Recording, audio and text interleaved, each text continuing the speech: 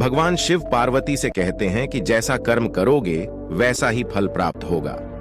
ये कहावत हम सब ने बहुत बार अपने जीवन में सुनी होगी, लेकिन क्या सच में आप दिल से मानते हैं कि अच्छे कर्मों का फल अच्छा ही होता है? अंदर से कोई स्पष्ट उत्तर नहीं आ रहा होगा, क्योंकि हम अपने आसपास ऐसे बहुत से लोगों को देखते हैं जो जीवन भर अच्छे कर्म करते रहते हैं, लेकिन इसके बावजूद उन्हें अच्छे फल प्राप्त नहीं हो पाते।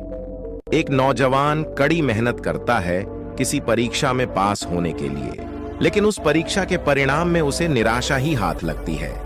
तो इससे तो यही सिद्ध होता है कि जिन महापुरुषों ने ऐसा कहा है कि अच्छे कर्मों का फल अच्छा ही होता है, या तो वो महापुरुष गलत थे या फिर हम कर्मों का लेखा जोखा समझ ही नहीं पाते। पर चिंता मत करिए, क्योंकि आज की कहानी सुनने के बाद कर्मों के बारे में आपकी सोच, आपकी दृष्टि एकदम स्पष्ट हो जाएगी। कहानी को आखिर तक जरूर सुने, तभी आप अच्छी तरह समझ पाओगे। पुराने समय की बात है, किसी गांव में राकेश और भोला नाम के दो भाई रहते थे। पूरा गांव जानता था कि वो कहने को भाई थे, लेकिन भाई जैसा प्रेम उन दोनों में नहीं था। राकेश बड़ा था और भोला से वो बहुत तेज और चालाक था। उसने भोला के हिस्से में आने वाली खेतीबाड़ी की जमीन भी खुद हड़प ली थी। इसीलिए भोला के परिवार को बड़े ही कष्ट के दिन झेलने पड़ रहे थे। भोला की पत्नी अक्सर बीमार रहा करती थी और उसके पास उसके इलाज तक के पैसे नहीं थे। लेकिन अपने भाई से विपरीत भोला बड़े ही शीतल स्वभाव का इंसान था। वो कभी किसी के साथ बुरा नहीं करता था, लेकिन उसके मन में अक्सर ये सवाल उठा करता था कि मैं किसी का बुरा नहीं करता, किसी के बारे में बुरा सोचता तक नहीं हूं, तो मेरे साथ ऐसा क्यों होता है? क्यों मेरी पत्नी हमेशा बीमार रहती है? क्यों मेरे पास इतना भी धन नहीं है कि मैं अपना जीवन अच्छे से चला सकूं? क्यों मुझे मेरे कर्मों का फल नहीं मिलता है? और मेरा भाई इतना धूर्त है, इतना चालाक है, और वो हमेशा मजे में रहता है, उसी तो कोई परेशानी नहीं है। वो सोचने लगा कि शायद बुरे कर्मों का फल अच्छा मिलता है, अच्छे कर्मों का फल अच्छा नहीं मिलता, और धीरे धीरे इस संदेह उसके मन में घर करने लग गया। उसी गांव से कुछ दूर एक सन्यासी अपनी कुटिया बनाकर रहा करता था। जब भी वो सन्यासी गांव में भिक्षा मांगने के लिए आता तो सबसे एक ही बात कहता कि जो तूने किया वो तेरे हिस्से और जो मैंने किया वो मेरे हिस्से। भोला इस बात का अर्थ कभी समझ नहीं पाया।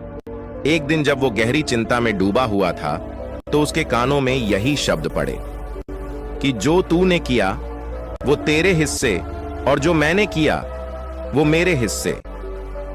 जैसे ही ये शब्द भोला के कानों में पड़े, वो गुस्से से तिलमिला उठा। उसने गुस्से में उस सन्यासी से कहा कि हे महात्मा, आप हमेशा ही की बात का रट लगाते रहते हैं जिसका कोई मतलब नहीं है। अगर आपकी बात सत्य होती तो मैं जीवन में अच्छे कर्म करते आया हूं, तो मेरे हिस्से में तो अच्छे ही कम होने चाहिए थे, अच्छा ही फल प्राप्त होना चाहिए था। लेकिन मुझे कुछ भी अच्छा फल प्राप्त नहीं हुआ। मेरी पत्नी हमेशा बीमार रहती है, खाने तक के पैसे नहीं होते हमारे पास। सन्यासी ने बड़े ही शांत स्वर में कहा कि ऐसा प्रतीत होता है बेटा की परिस्थितियों से तुम हार मान चुके हो। कठिन परिस्थितियों ने तुम्हारी सोच पर गहरा असर डाला है। बुरे समय में तुम्हारी सोच भी बदल कर रख दी है। तुम्हें काम करना, आज संध्या समय कुछ फल लेकर मेरे आश्रम में आना, फिर मैं तुम्हारे सारे सवालों के जवाब दूंगा। और ये कहकर वो सन्यासी अपना भिक्षा पात्र लेकर अगले घर की तरफ निकल जाता है। संध्या समय भोला ने कुछ फल खरीदे और गांव से दूर उस सन्यासी की कुटिया की तरफ निकल पड़ा। जैसे जैसे वो रास्ते पर आगे बढ़ रहा था, उसे अथाह शांति का अनुभव हो रहा था। क्योंकि रास्ता गांव से दूर था, इसीलिए उसमें कोई हलचल नहीं थी। बस रास्ते में जगह जगह कुछ लंगूर और बंदर दिखाई दे रहे थे। भोला के मन में आया कि वो कुछ पल उन बंदरों और उन लंगूरों को खिला दें। लेकिन फिर उसने सोचा कि अगर मैं फल लेकर सन्यासी के पास नहीं गया तो मेरे सवालों के जवाब मुझे नहीं मिलेंगे। इसीलिए बंदरों से वो फल बचाता हुआ उस सन्यासी की कुटिया तक पहुंचा। जैसे ही भोला उस कुटिया में पहुंचा, वैसे ही सन्यासी बोल पड़ा, अगर मन में था तो ये फल खिला क्यों नहीं दिया बंदरों को? ये सुनकर भोला आश्चर्यचकित रह गया। सन्यासी को कैसे पता चला कि उसके मन में बंदरों को फल खिलाने की इच्छा उठी थी। उसने पूछा कि महात्मा, आपको कैसे पता कि मैं बंदरों को फल खिलाना चाहता था? सन्यासी ने बड़े ही शांत स्वर में कहा कि जरूरी यह नहीं है कि मुझे कैसे पता चला। हम तो सन्यासी हैं, सबके मन की बात पढ़ लेते हैं। जरूरी यह बात समझना है कि जिस तरह एक बछड़ा हजारों गायों के बीच अपनी मां को ढूंढ लेता है, उसी प्रकार कर्म अपनी कर्ता को ढूंढ ही लेता है। ये कर्म मेरे हाथों ही होना लिखा था। और ये कहकर सन्यासी ने उसके हाथ से फल लिए और बंदरों को खिलाना शुरू कर दिए। भोला इस बात का मतलब समझ नहीं पाया, इसीलिए उसने उस सन्यासी से सवाल किया कि महात्मा, मैं आपकी बात का आशय समझ नहीं पाया। कृपया करके मुझे अज्ञानी को इसका मतलब समझाने की अनुकंपा करें। सन्यासी ने बड़े शांत स्वर में कहना शुरू किया कि बेटा, मनुष्य को हमेशा यही लगता है कि वही करने वाला है, वही करता है और वही कर्म करेगा। लेकिन समझने की बात यह होती है कि कर्म आपका खुद चुनाव करता है, आप कर्म का चुनाव नहीं करते। अगर आप किसी कर्म को करने के योग्य है तो हजारों लोगों के बीच में से कर्म आपको अपने आप ढूंढकर निकाल लेगा।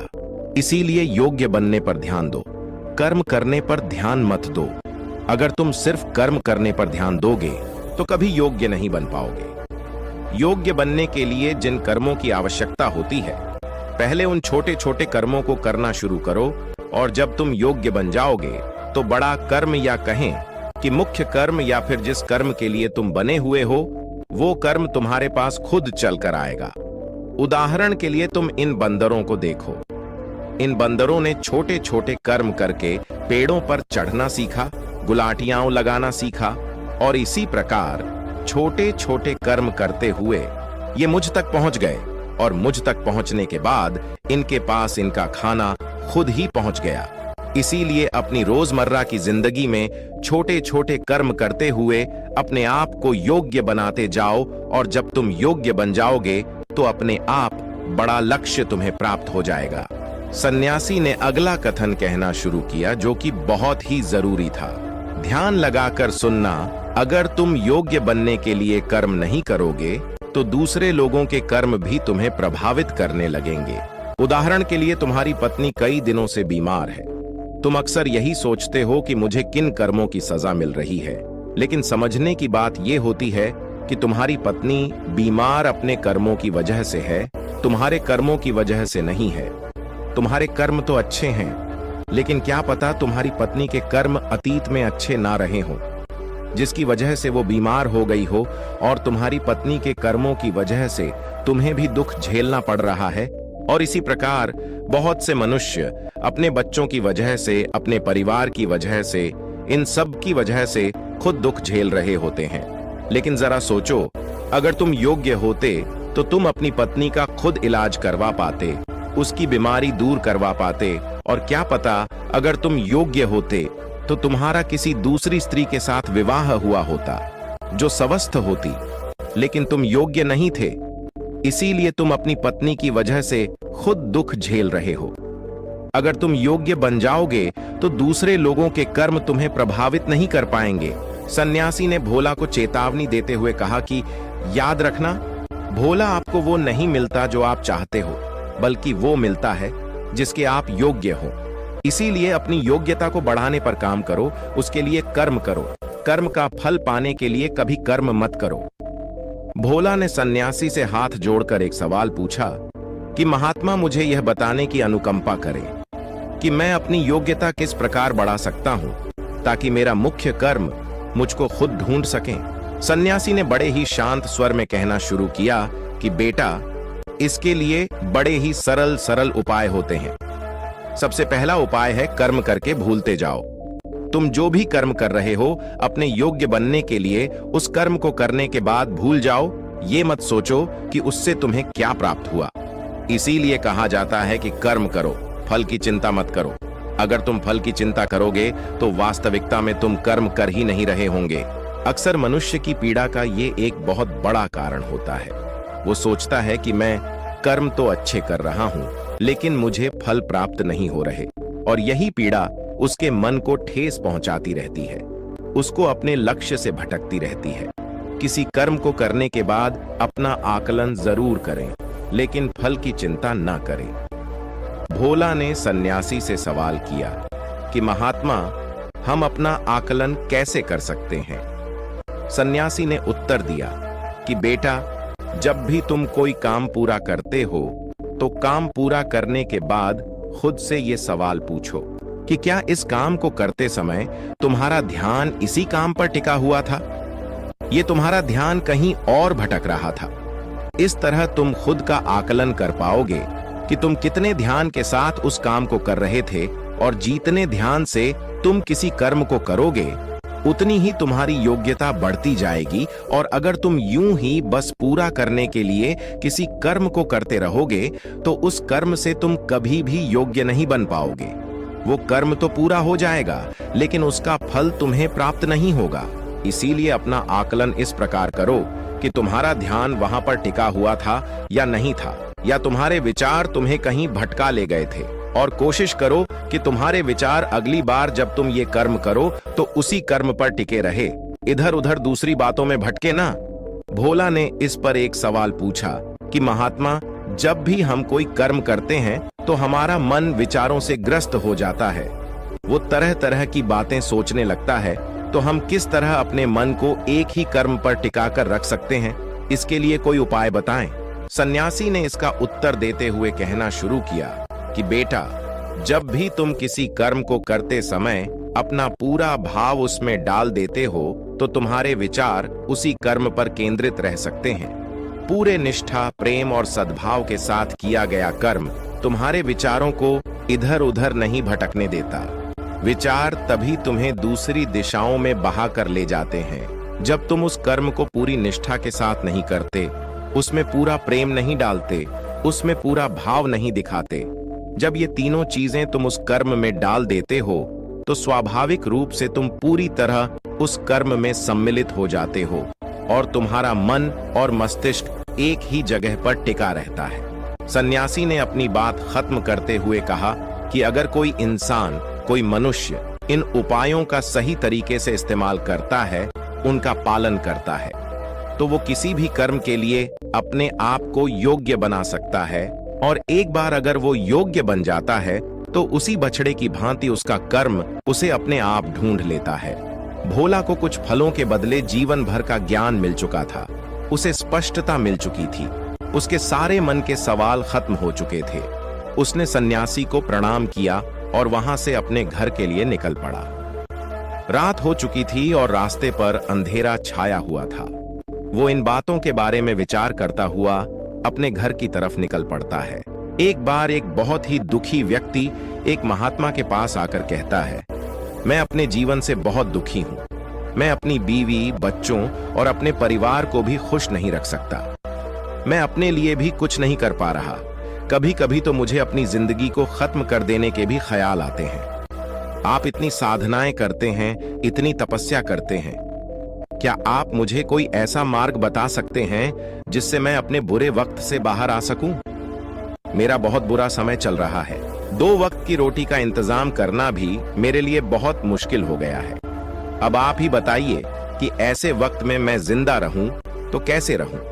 कैसे अपने परिवार को खुश रहूं? कृपया करके कोई साधारण सा तरीका बताने की अनुकंपा करें ताकि मैं आसानी से समझ सकूं, क्योंकि मैं बहुत पढ़ा लिखा नहीं हूं। अगर आप बड़ी बड़ी ज्ञान की बातें करेंगे तो शायद मैं कभी समझ भी नहीं पाऊंगा। ये सुनकर महात्मा ने मुस्कुराते हुए कहा कि तुम एक काम कर सकते हो। उसने सामने की तरफ इशारा करते हुए कहा कि उस ऊंची पहाड़ी पर एक मंदिर है और उस मंदिर के पास चींटियां का एक घर है जहां पर हजारों चींटियां रहती हैं। तुम्हें सुनने में बड़ा अजीब लगेगा, लेकिन वो चींटियां उस मंदिर की जमीन को खराब कर देती हैं।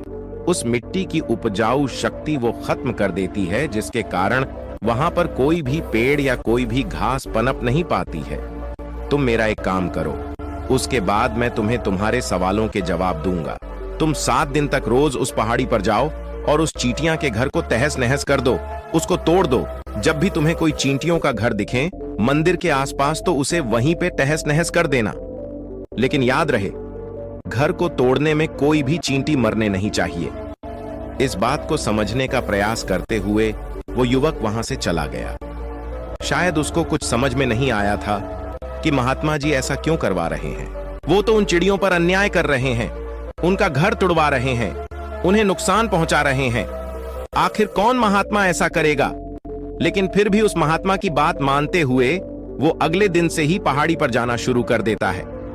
जब वो पहले दिन पहाड़ी पर पहुंचता है तो देखता है कि बहुत सारी चींटियां अपना खाना जुटाने में लगी हुई है। सारी चींटियां कतार से चल रही थीं और अनाज के छोटे छोटे कण उठाकर अपने घर में जमा करती जा रही थीं। ये देखकर पहले तो उस युवक का मन कमजोर पड़ गया। उसने सोचा कि ये इतनी मेहनत करके अपना घर भर रही है और मैं इनके घर को तबाह कर दूंगा तो इनको कितना बुरा लगेगा। लेकिन फिर उसने उस महात्मा की बात याद करते हुए उस घर को तोड़ना शुरू कर दिया। जल्द ही चींटियों में हाहाकार मच गया। वो इधर उधर दौड़ने लगी।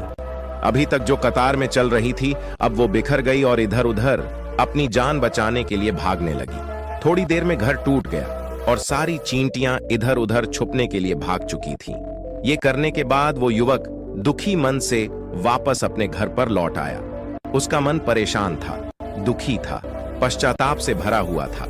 फिर उसने अपने बिस्तर में रात में लेटे लेटे ही सोचा कि अब तो उन चींटियों का घर तबाह हो चुका है। अब वह वापस जाने से क्या प्रयोजन है? अब क्या फायदा होगा? क्योंकि चींटियों का घर तहस नहस करने के लिए महात्मा जी ने कहा था, जो मैं कर चुका हूं। लेकिन फिर कुछ सोचकर अगले दिन उसने फिर से जाने का निश्चय किया और अगले दिन सुबह सुबह उठकर वो वापस उसी पहाड़ी पर पहुंच जाता है। पहाड़ी पर पहुंचकर वो उसी जगह पर पहुंचता है जहां पिछले सुबह उसने उस घर को तहस नहस कर दिया था। लेकिन वो ये देखकर चौंक जाता है कि उन चींटियों ने फिर से अपना घर उसी जगह पर बना लिया था और अब वो फिर से अपने घर के लिए सामान इकट्ठा करने में जुटी हुई थी। उस आदमी को देखकर लगा कि ये चींटियां कितनी मूर्ख हैं। इनको पता है कि कल ही इनका घर इसी जगह पर तबाह किया गया है और उसी जगह पर उन्होंने अपना नया घर भी बना लिया।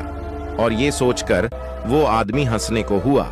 लेकिन फिर से महात्मा की बात याद करते हुए उसने उन चींटियों का घर फिर से तबाह करना शुरू कर दिया।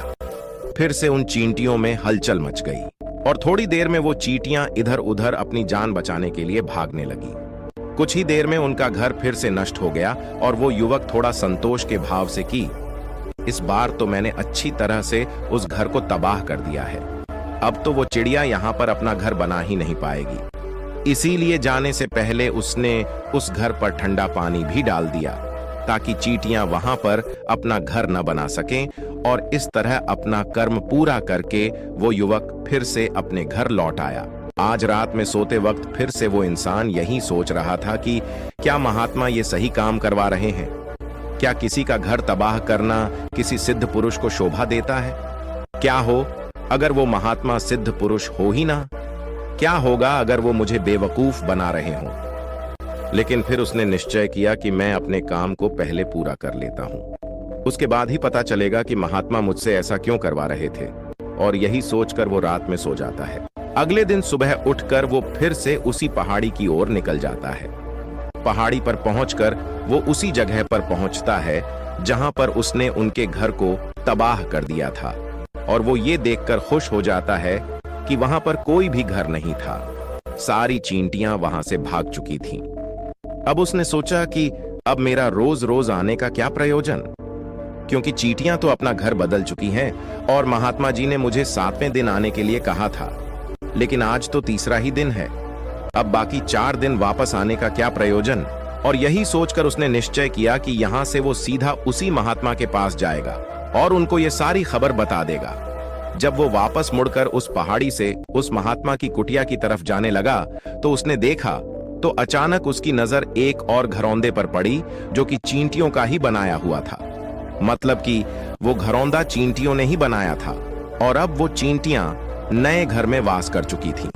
ये नया घर उनके पुराने घर से थोड़ी ही दूरी पर था और जब उसी युवक की नजर उस घरौंदे पर पड़ी तो उसने सोचा कि शायद महात्मा को पता था कि ये चींटियां अपना घर यहां से बदलकर किसी दूसरी जगह पर बना लेगी। इसीलिए उन्होंने मुझे 7वें दिन आने के लिए कहा था और ये विचार करके वो उसका नया घर भी तोड़ने के लिए पहुंच जाता है।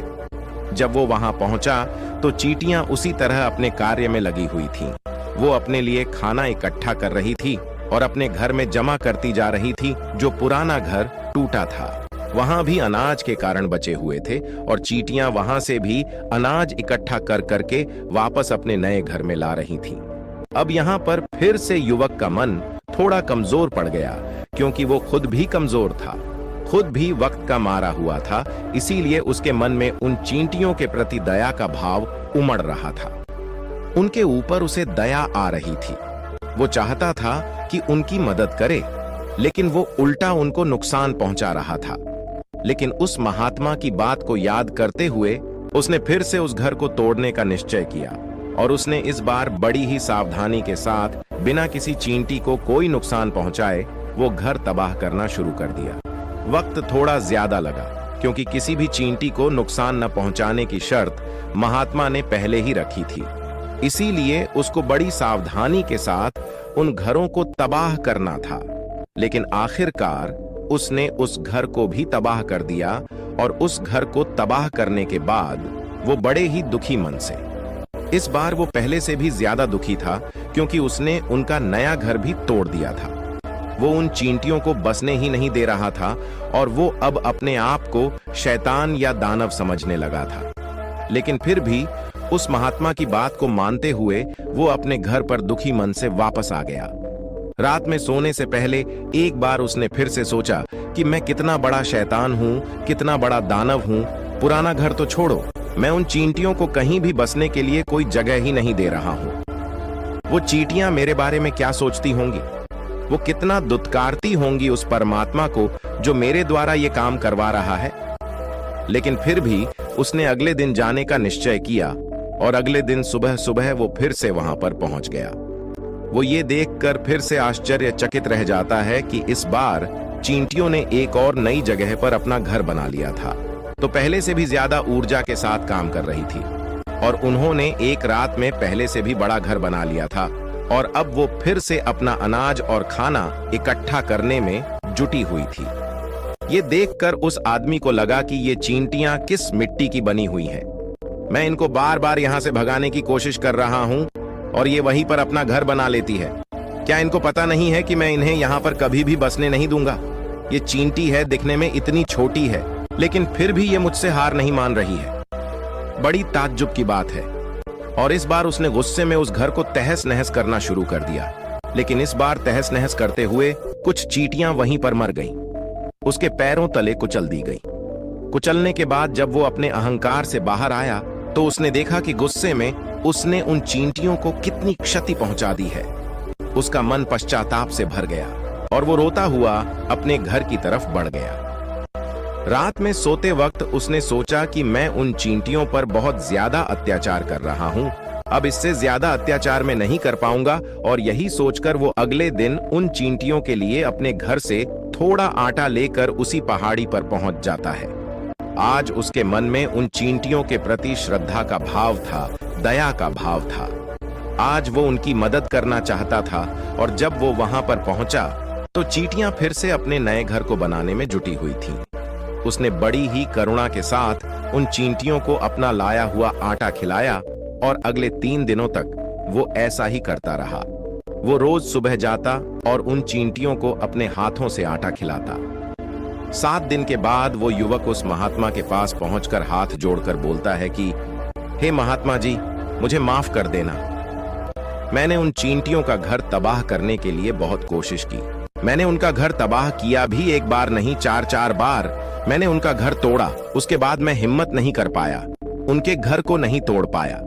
मैं समझ सकता हूं कि मैंने आपका काम पूरा नहीं किया और इसके बदले आप मुझे वो तरीके भी नहीं बताएंगे जो कि मुझे मेरे बुरे समय से बाहर निकाल सकते हैं। लेकिन मुझे इसका कोई खेद नहीं है।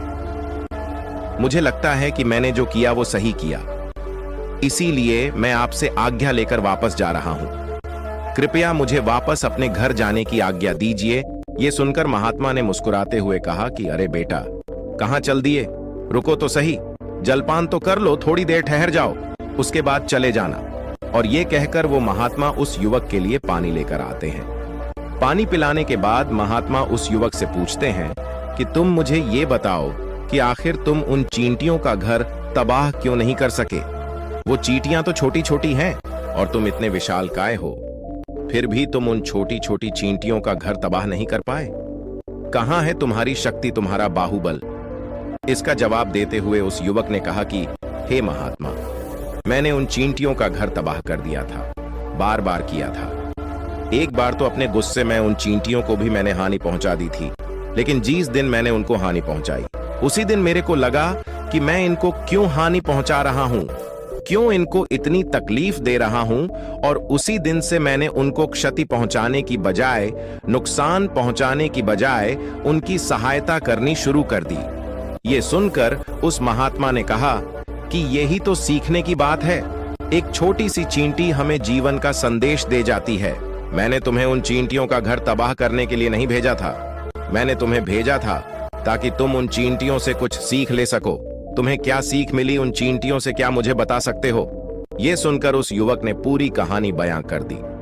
पूरी कहानी सुनने के बाद महात्मा ने मुस्कुराते हुए कहा कि बेटा, पहली सीख जो इन चींटियों से लेने की थी वो ये थी कि तुमने कितनी ही बार उनके घर को तोड़ने की कोशिश की, कितनी ही बार प्रयास किया कि उनका घर तबाह हो जाए, लेकिन वो हर बार अपना नया घर बना लेती थी। उन्होंने कभी भी हार नहीं मानी। अगर वो हार मान लेती तो वो चींटियां तुम्हें वहां पर नहीं मिलती। जीवन कार्यशीलता का नाम है, कर्मशीलता का नाम है, लेकिन हम मनुष्य एक दो बार हार मिलने पर ही टूट जाते हैं, हताश हो जाते हैं और फिर जीवन में प्रयास ही नहीं करते। और कुछ लोग तो अपनी जिंदगी को खत्म करने पर उतारू हो जाते हैं। लेकिन जानवरों में तुमने एक बात देखी होगी कि वो अपना जीवन खुद से, स्वयं से कभी खत्म कर ही नहीं सकते हैं। तुमने कभी नहीं सुना होगा कि किसी जानवर ने आत्महत्या कर ली, चाहे वो जानवर कितना ही भूखा क्यों ना हो, कितना ही दुखी क्यों ना हो, लेकिन वह अपने जीवन के लिए हमेशा संघर्ष करता रहता है। लेकिन वहीं पर दूसरी तरफ हम मनुष्य एक दो बार हताश होने पर ही अपना जीवन खत्म कर लेते हैं। जीवन तो कर्मशीलता है, कर्म करने का नाम है जीवन, और मृत्यु आखिरी विश्राम है, परम विश्राम है। इसीलिए मृत्यु से पहले कर्म करना कभी मत छोड़ना, क्योंकि मृत्यु के बाद तो तुम परम विश्राम में चले ही जाओगे। तो उससे पहले कर्म करना क्यों छोड़ रहे हो, क्यों हताश हो रहे हो? अगर तुम्हारा एक घर टूट गया है तो दूसरा घर बनाने का प्रयास करो, कोशिश करो, और कोशिश करने वालों की कभी हार नहीं होती। ये तुम उन चींटियों से देख चुके हो। देखने में तुमसे कितनी छोटी है वो चींटियां, और तुम इतने बड़े हो, लेकिन उनका मन तुम्हारे मन से इतना बड़ा है, इतना विशाल है, इतना दृढ़ संकल्प ही है कि इतनी बार घर टूटने पर भी उन चींटियों ने कभी हार नहीं मानी। दूसरी सीखी यहां से लेने की थी, वो ये थी कि जब भी हमारे ऊपर बुरा समय आता है, हमें लगता है कि ये समय कभी नहीं जाएगा। Angel 1